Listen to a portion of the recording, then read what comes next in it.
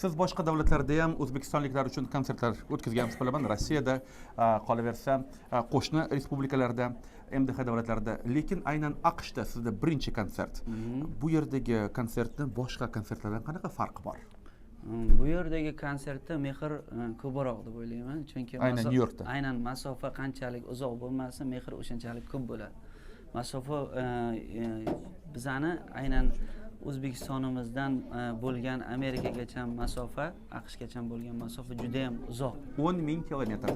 Juda ham uzoq bo'lgani uchun boshqa davlatlarda ishlayotgan musofirlarimiz bunchalik sog'inch azobida qiynalib ishlashmaydi deb o'ylayman. O'shaning uchun ularda ham qiynaladi.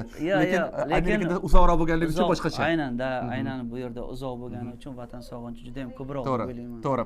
Bilasizmi, bugun konsertingizga nafaqatgina Nyu-Yorkda istiqomat qilayotgan yurtdoshlar, balkim qo'shni Pensilvaniyadan, Nyu-Jersidan, qolaversa Florida va Kaliforniyadan, hattoki Alabamadan mehmonlar tashrif buyurishdi va umid qilaman keyinchalik xudo xolisa yana AQShga kelib konsertingizni demak o'tkazmoqchi bo'lsangiz, nafaqatgina Nyu-Yorkda, balkim AQShning barcha shtatlarida, Gavayidan boshlab Alaskagacha o'tkazasiz. Kelishdingmi? Bu degani hurmatli AQShdagi yurtdoshlarimiz, xudo xolasa yaqin kelajakda Hamdam Sobirovning yana ko'plab konsertlarida ko'rishganda. Ko'rishguncha. Salomat bo'linglar. Otabek rahmat.